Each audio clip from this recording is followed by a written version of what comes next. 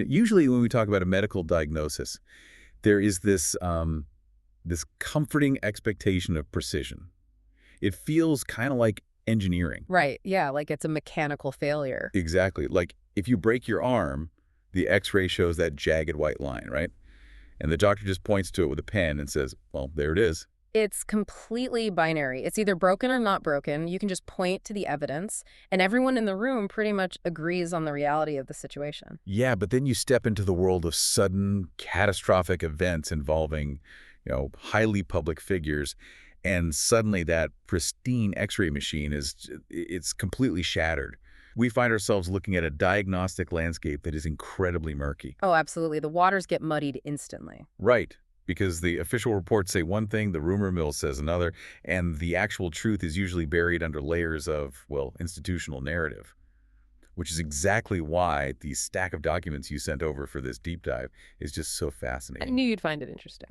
I mean, you didn't hand us a coroner's report.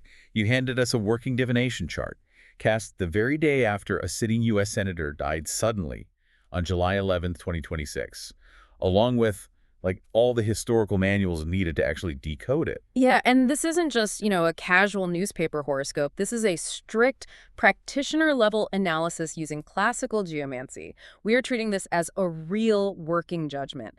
Our mission today, using only the sources you provided, is to answer one central question, which is, how did this U.S. senator suddenly die?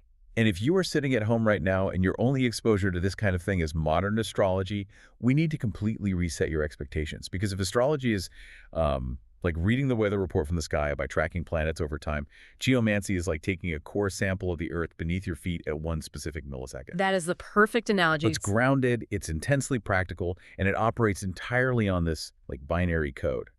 Yeah, that core sample idea is spot on. Because geomancy is an ancient system. Its roots actually trace back to medieval Arabic scholarship, where it was known as ilm al-ramal, which translates to the science of the sand, and then later it migrated into Europe and was Latinized. Right, so it's earth-based. Exactly. Instead of looking up at the continuous motion of the heavens, a geomancer looks down.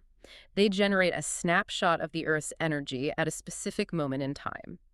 The process relies on casting random points, traditionally in sand or maybe on parchment, to generate 16 binary figures. Which are just dots, right? Yeah, they are patterns made of odd and even dots. And then those figures are mapped onto a 12-house structure, which, to be fair, looks very similar to an astrological wheel, but it operates quite differently in practice. Okay, before we even look at the actual chart you sent us, I really want to make sure we understand the mechanism here, because this honestly blew my mind when I was reading through the source material. It's essentially a medieval computer program. It really is. How do a bunch of random dots turn into a cohesive narrative? Well, it is entirely algorithmic. So a practitioner generates the first 4 figures, which are called the 4 mothers, by making random lines of dots and simply counting whether they are even or odd. Okay. And that is actually the only random part of the entire process, just those first 4. From those 4 mothers, the rest of the chart is mathematically bred. You read across the rows of the mothers to create the 4 daughters. Right, I saw that in the manual. Yeah, and then you add the mothers and daughters together using a strict binary rule. So odd plus odd equals even, and odd plus even equals odd. So it's like basic logic gates. Exactly. And that math creates the 4 nieces. It cascades perfectly down the page. If you make even one single mistake in your math at the top, the entire bottom of the chart will just fail to resolve correctly. So you literally start with dirt or random dots on a page, and you end up with this airtight mathematical matrix. That's the science of it, yeah. And for this specific chart, the practitioner used what the texts call the person active interpretation lens. Yes, that's a crucial distinction. Right, so what that means for you listening is that we aren't reading this like a national event or an election. Every single house in this 12-house structure is going to be read strictly as a domain of the senator's own personal life. Right, it's hyper-localized to the individual. So house 1 is their physical body. House 6 is their illness. House 10 is their public career. We are locking the interpretation tightly to this one individual human being.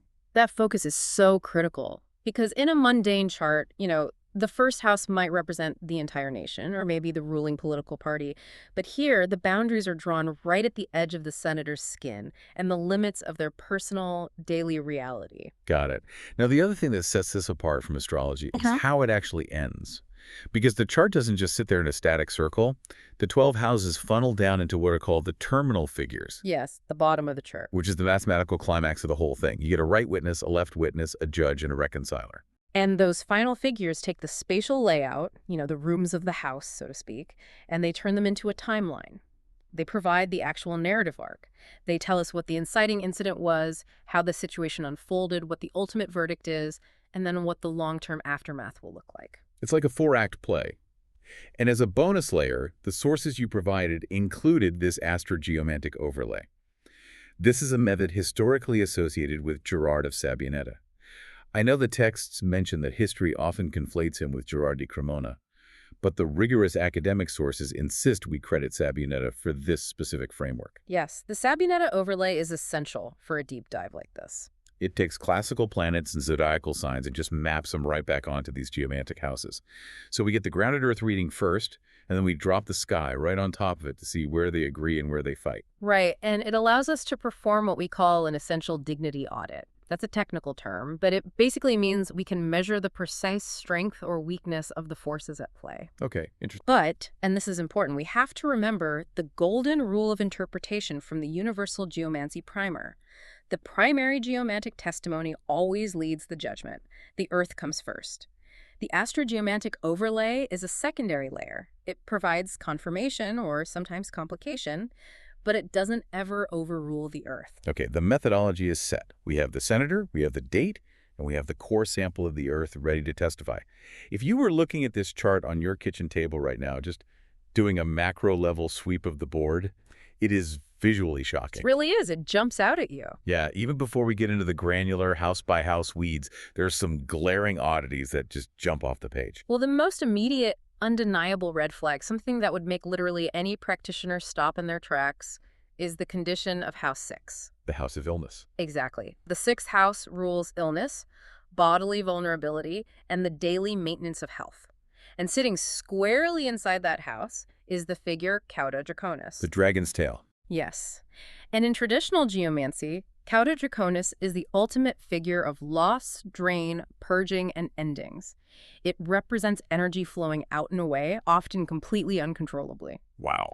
So to find the figure of ultimate depletion sitting inside the house that governs the physical body's health in a death chart, no less, it is arguably the most concerning pairing you can possibly find. It instantly establishes that the body was the site of a massive, uncontainable departure of vitality. It's like someone pulled the plug on a bathtub and the water is just in a total freefall. That's exactly how it functions energetically. But then, as your eyes track away from House 6, you hit this terrifying echo on the other side of the chart, House 7, which is the house of partners, opponents, and the forces sitting directly across the table from you. And the figure occupying House 7 is carcer, prison, confinement, blockage.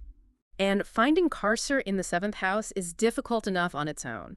It suggests unavoidable entanglements. It implies that whoever or whatever the senator was opposing, or perhaps even partnering with, constituted a totally immovable restriction. But the true shock of this chart is that carcer actually duplicates. The exact same figure appears again in House 8. Right, and House 8 is the house of death, crisis, mortality, and shared burdens. So it's a double prison. Exactly. The restriction and entrapment from the opponent's house bleed directly into the house of mortality. The inescapability is total. There's absolutely no exit strategy to be found here. The body is rapidly draining in House 6, and then House 8 just slams the cell door shut. Oh, man. And here is where the chart gets genuinely creepy, I think. Interspersed with all this draining and double imprisonment is this bizarre veil of sweetness. Yes, the puella placements. Yeah, the figure puella, which translates to the girl representing harmony, beauty, passivity, conciliation. It's everywhere. It's in House 4, which is the foundation and endings. It's in House 9, governing law and ideology. And it's in House 11, friends and allies. It creates a profound, almost nauseating dissonance. You have the inescapable doom of carcer and the catastrophic physical drain of Cauda Draconis, but then the public-facing and institutional houses are draped in puella. Right, it's so weird. It points to a smooth, unbothered, highly sanitized surface. It raises the immediate suspicion that the public reality was acting as a flawless mask for a very private bodily nightmare. Like a PR team running interference, just putting a fresh coat of paint on a building that is completely burning down on the inside. That's a great way to look at it. And speaking of the public reality, look at the very top of the chart, House 10, the house of career, authority, and public standing.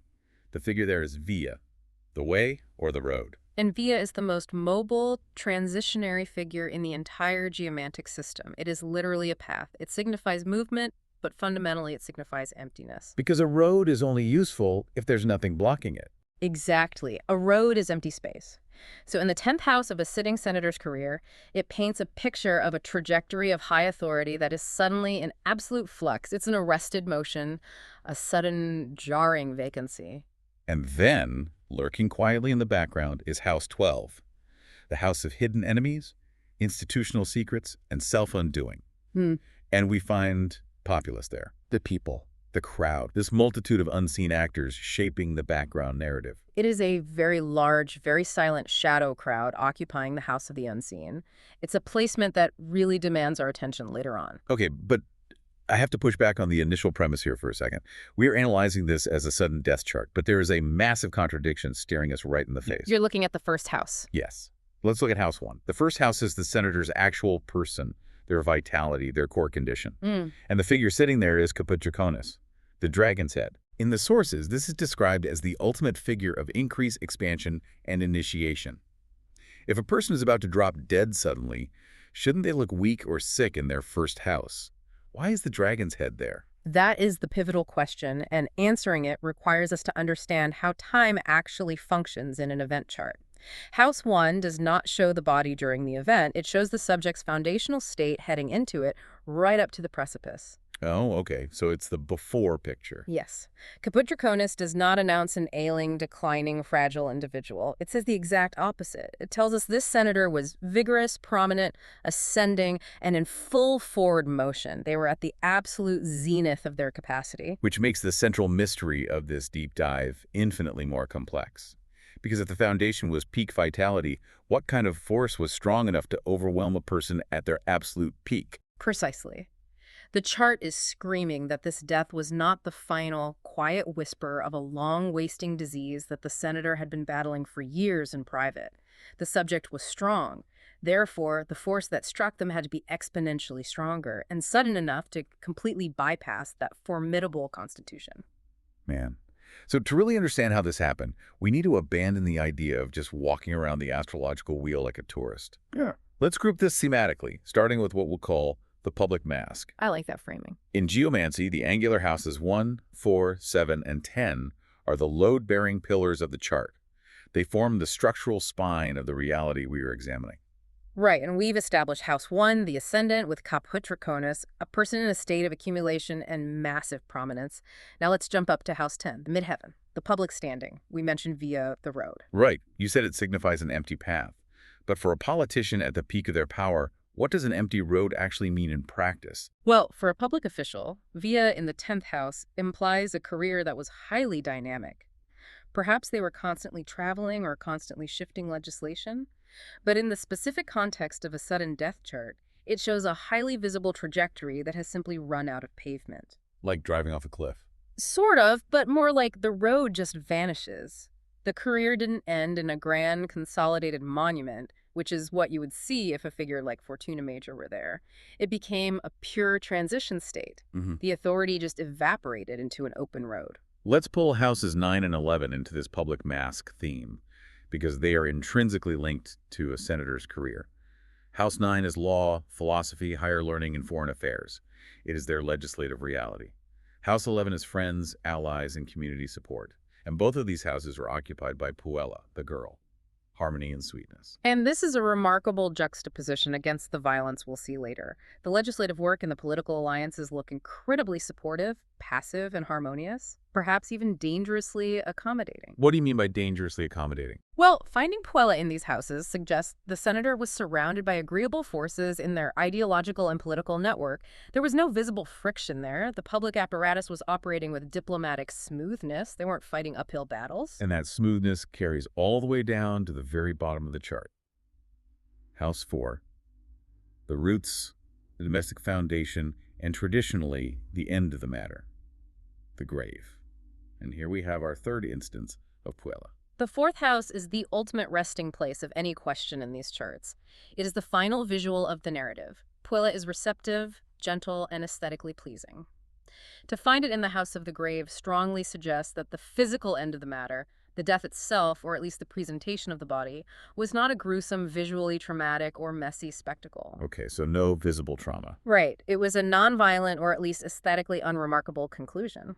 It's like the casket was beautifully draped, regardless of the violence of the medical event that put the body inside. The presentation of the ending is perfectly harmonious.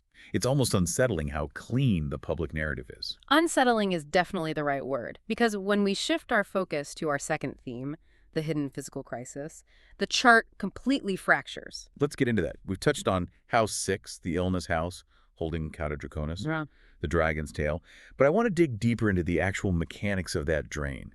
If you were a physician in 2026, secretly using a geomantic chart as a diagnostic tool, and you see the dragon's tail here, what is your immediate prognosis? What kind of illness behaves like this? The prognosis is severe, catastrophic depletion.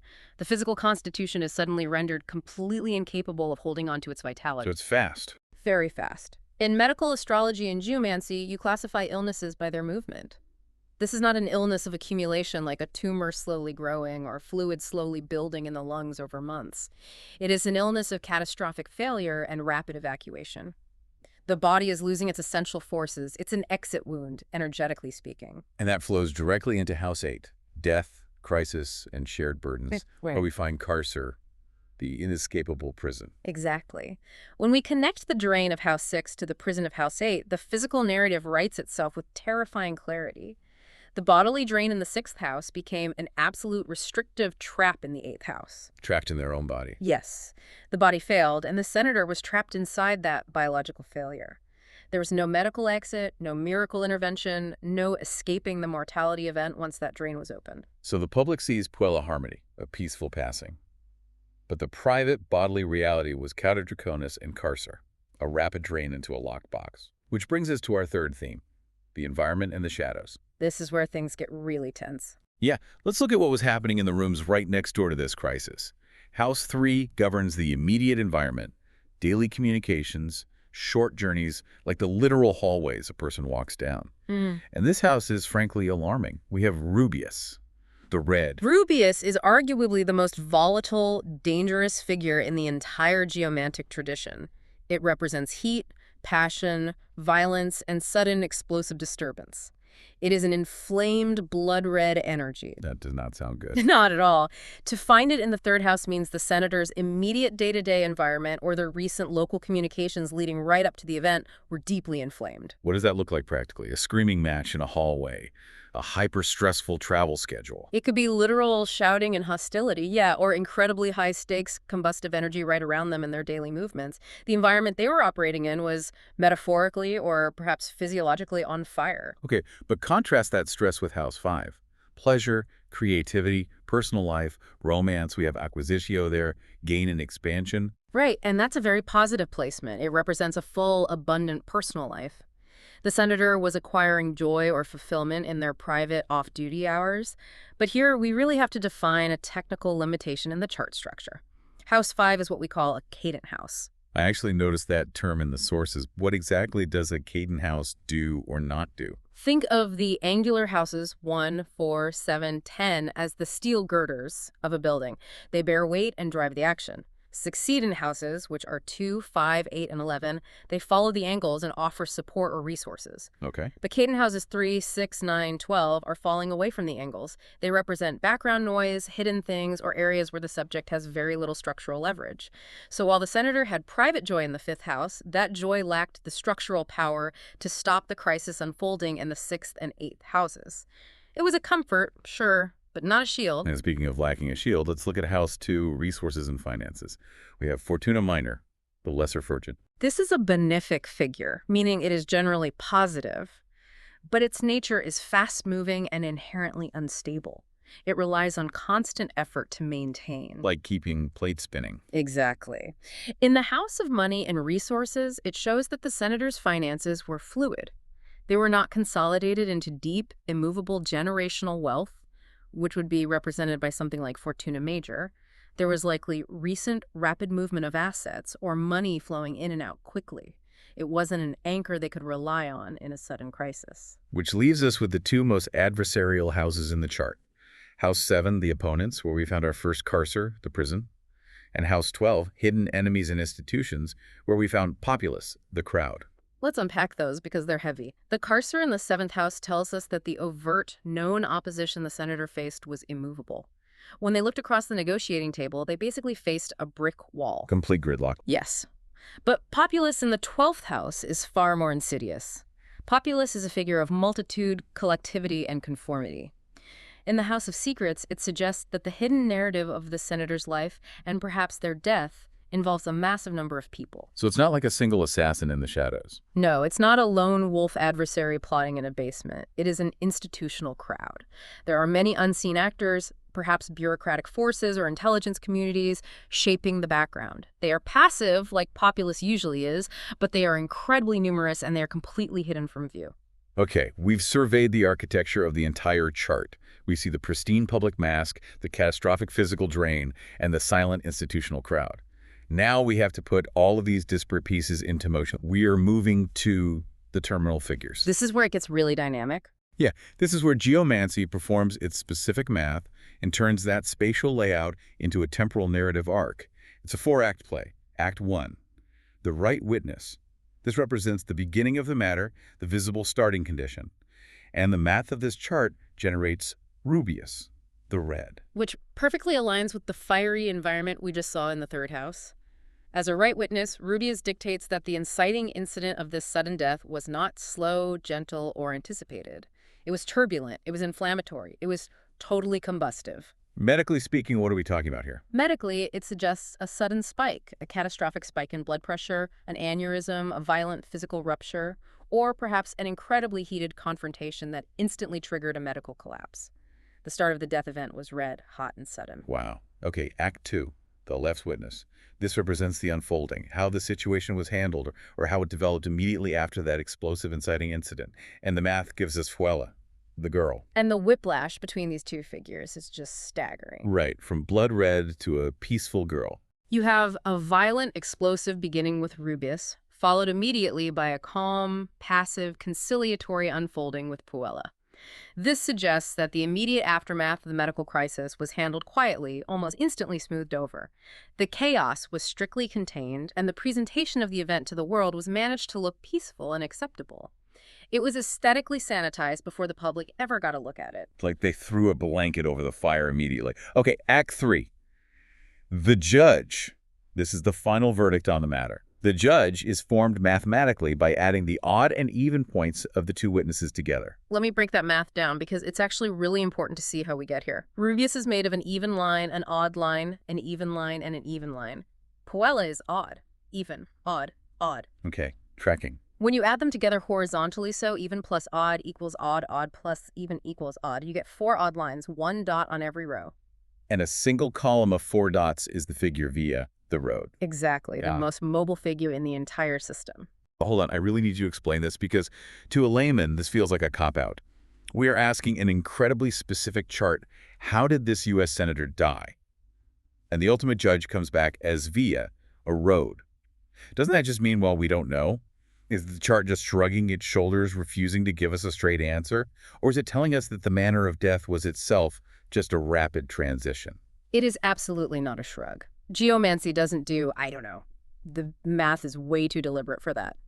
Via, as the judge, has a very specific, actionable meaning. It means the truth of the event is actively traveling. The public understanding of this death has not yet reached its final destination. So it's still playing out. Yes. It means the verdict is still in transit. It also strongly suggests that the physical death itself was a rapid, unimpeded transition for the senator. But in terms of the inquiry itself, Via guarantees that the story is not over. The road continues. The true cause, the hidden context, the actual timeline of the death, these things are still moving through the system, and they have yet to arrive at a finalized, undisputed historical record. That is chilling. The truth is still on the road. And that brings us to Act 4. The Reconciler, which is sometimes called the super judge. This is what happens after the verdict. The synthesis, the longer arc. You get this by adding the judge, Via, back to the first house, Capitriconus. And the mathematical result is Letitia. Joy, uplift. It is profoundly shocking to find Letitia at the bottom of a death chart. I mean, how can joy possibly come out of a sudden, catastrophic bodily failure? Well, in geomancy, Letitia doesn't erase the tragedy of the event itself, but it speaks to the ultimate consequence. The longer arc beyond the sudden, violent, heavily managed death points to a massive release of pressure.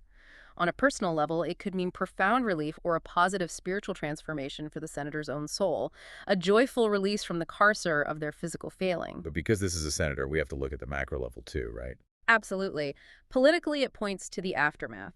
It suggests that the consequence of this death ultimately brings about a positive resolution, a lifting of a heavy burden, or an outcome that vastly benefits the broader situation.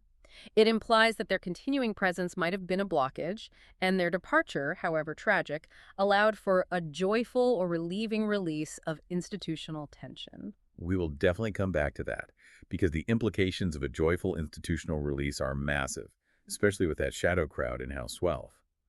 But before we do, we need to look at the mathematical undercurrents of the chart, the special factors. Because beyond just reading the figures, geomancy tracks where the literal elemental energy of the chart pools and gathers. The most important of these techniques is called the way of points. Oh, the way of points is fascinating. It's a technique where the practitioner traces the dominant elemental line, which is usually the fire line or the earth line, from the judge all the way back up through the nieces, daughters, and mothers to find the origin point. It locates the center of gravity in the chart. It answers the question, where is the action truly happening, right? Exactly. And in this specific chart, the way of points traces a path that lands exactly on House 6, the House of Illness, right on top of Cata Draconis. And this is the smoking gun of the entire reading. It is the ultimate, undeniable proof of the nature of the event. All the scattered energy of the chart, all our questions about the immovable opponents in House 7 or the hidden enemies in House 12, they are all pulled back by the way of points directly into the physical body's failure. It confirms that the event was, at its absolute core, an internal bodily crisis. So let me get this straight. If anyone looking at Populus in the 12th house or Carcer in the 7th house was hunting for a conspiracy theory like a kinetic political assassination, a poisoning, a push down the stairs scenario, the wave points aggressively slaps that down, right? It's pointing a giant, undeniable neon arrow exclusively at a biological health crisis. Without question. If this were a kinetic assassination or a targeted poisoning by an adversary, the way of points would pool in the 7th house of known enemies, or the 12th house of hidden plots. By landing squarely, mathematically, in the 6th house, the Earth itself is telling us. The domain of the crisis was strictly health. The body broke from the inside out. The sources also detailed the calculation of the part of spirit and the part of fortune. I want to make sure I understand these because they sound a bit abstract. The part of spirit shows the underlying intention, the deeper psychological or spiritual drive of the subject, and here it falls on House 4, sharing space with Puella. We calculate these parts by counting points and projecting them from the ascendant. They act as hidden spotlights. The part of spirit falling in House 4, the house of endings and roots, reveals a deeper, perhaps unconscious drive toward rest, grounding, and arriving at a peaceful conclusion. The senator's spirit was ready to lay down its burdens. But the part of fortune, which governs the material outcome, the hard, inescapable worldly reality, falls on House 8, right alongside Cursor, the prison. And there is the real tragedy of the chart. While the spirit desired the peaceful rest of House 4, the material reality of the body was the inescapable confinement of mortality in House 8. The body became a locked trap that could only be exited through the mechanism of death itself. Okay, here's where we take things to the absolute next level. We are going to apply the Gerard of Sabianetta overlay. We are pulling the sky down to earth to do an essential dignity audit. I need you to explain this concept because the texts mention dignity constantly. What does it actually mean to audit a planet's dignity? Sure. So in classical astrology, which Gerard of Sabianetta mapped onto geomancy, planets are not equal in every sign. They have homes, called domiciles, where they are incredibly strong and behave perfectly. And they have places of exile, called detriments, where they are weakened, frustrated, and behave poorly. Like playing a home game versus an away game. Exactly. An essential dignity audit tells us which planetary forces were behaving well, who had the power to act, and who was acting as a rogue, destructive agent. Let's start with House 1, the senator's person. The overlay gives us the zodiac sign of Scorpio, and the geomantic figure Tristitia, which translates to sorrow, was traditionally mapped here in the foundational mapping logic of the ascendant. Scorpio is fixed water. It is traditionally ruled by Mars, and it is deeply associated with intensity, crisis, hoarding energy, and profound transformation. When you couple the sign of Scorpio with the concept of tristitia, heaviness, downward motion, and grief, it suggests a profound underlying exhaustion or sorrow marking the senator's core foundation. But wait, didn't we say they were at peak vitality? Yes, and that's the hidden part. This sorrow existed despite the outward expansive vitality of Caput Draconis we saw earlier. There was a deep hidden well of heaviness in the person that the public simply never saw. Jumping over to House 5, pleasures and private creativity. The overlay places Jupiter in the sign of Pisces. Now, this is a perfect example of essential dignity. Jupiter rules the sign of Pisces. It is in its own domicile. This is an incredibly strong, pure, benefic placement. It tells us that the senator's personal joys, their private spiritual life, perhaps their relationship with their family or children, were deeply protected and abundant. That makes sense with Acquisitio being there. It aligns flawlessly with it. Yes, they had a strong private joy to retreat to. But the public life is even stronger. Look at House 10. The career, the public authority. We have the Sun in the North Node, which is Caput Draconis, placed in the sign of Leo. This is the most powerful, blindingly bright placement in the entire chart. The Sun rules Leo. It is in its absolute domicile, sitting at the very highest point of the sky. To have the Sun in Leo in the 10th house of career means the senator was at the absolute untouchable peak of their public standing. King of the jungle. Exactly. They were commanding massive authority, radiating power, and exerting undeniable influence. It completely validates the ascending vitality we saw in the first house. The public face was brilliant, solar, and unquestioned. But then we reach the crisis point, House 6, the House of Illness. The overlay places both Mars and Venus in the sign of Aries, right here in the 6th house. I need you to walk me through the mechanics of this because I am genuinely confused by the apparent contradiction here. Let's break it down. Mars is in its own domicile in Aries. It's super strong, it's at home. But Venus is in detriment in Aries. It's exiled. Does a strong Mars in the House of Illness mean the senator's immune system was fighting incredibly hard, like a great general defending the castle walls? Or does it mean the illness itself was an unstoppable powerhouse battering down the door? That is a brilliant question, and it gets right to the heart of how medical astrology functions. In this context, dignity in the 6th house is a terrifying double-edged sword. When a malefic planet like Mars is dignified in the House of Illness, it rarely means a strong immune system defending the subject. Usually the house empowers the planet to do its natural destructive work in that specific domain. And Mars' natural work is... Mars is the planet of heat, severance, violence, inflammation, and sudden strikes. When Mars is highly dignified in the 6th house, the illness is operating at peak combative efficiency. It is a blazing, heavily armed fire. And what about Venus being trapped in there with Mars? Why is Venus in detriment in Aries? Well, Venus is the planet of harmony, ease, softening, diplomacy, and recovery. Venus's natural home is Libra, the sign of balance and partnership.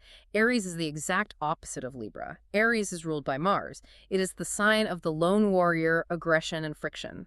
Venus just cannot function in Aries. The diplomatic, softening energy of Venus is completely suffocated by the Martian heat. So mechanically, what does that mean for the senator's body in that moment? It means you have a powerhouse, violent illness, Mars in Aries, with absolutely zero capacity for mercy, easing, or gentle recovery, because Venus is in detriment. The disease was a highly effective warrior, and there was absolutely no biological diplomat available to negotiate a truce. Wow. And when you pair that raging Mars in Aries with the Cauda Draconis drain we already found in House 6 for the primary geomantic reading. The combination is catastrophic. It portrays a violent, forceful biological attack that immediately results in a massive, completely unrecoverable drain of bodily vitality. Which perfectly matches the rubeus, the red, the heat, the sudden disturbance that we saw as the starting point in the right witness. The blood, the heat, the suddenness. It's an airtight medical storyboard. It is incredibly consistent. The geometry of the reading does not waver. The earth and the sky agree completely on the mechanism of the crisis. So we have all the pieces on the table. Let's weave all of these separate, highly technical threads into a single cohesive narrative. What is the final verdict of this deep dive? Based on the sources you provided, how did this U.S. senator suddenly die? Let's lay out the timeline. We have a senator who, on July 11, 2026, was at the absolute zenith of their public power and authority. The sun was in Leo in the 10th house, Caput Draconis was in the 1st house. They were a massive, moving, undeniably potent force in the political landscape. But beneath that brilliant solar public face, there was a hidden heaviness, that deep tristitia in Scorpio marking their foundation. Yes, a private exhaustion. And then, suddenly, they were struck by an incredibly violent, sudden, and forceful bodily event. The right witness was Rubius, the spark of violence and inflammation. The sixth house of health contained a highly dignified, weaponized Mars alongside Cauda Draconis, resulting in a massive, uncontainable drain on their vitality. And most importantly, the way of points confirms that this health crisis is the absolute, undisputed focal point of the event.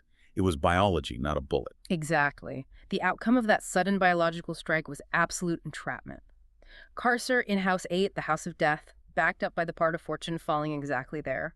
The failing body became a prison from which there was zero possibility of release or recovery. Yet, almost instantly following the event, the unfolding narrative was strictly managed. It was wrapped in a strangely calm, aesthetically pleasing public presentation. The left witness was Puella, and the houses of law, allies, and endings were all draped in that same harmonious conciliatory Puella.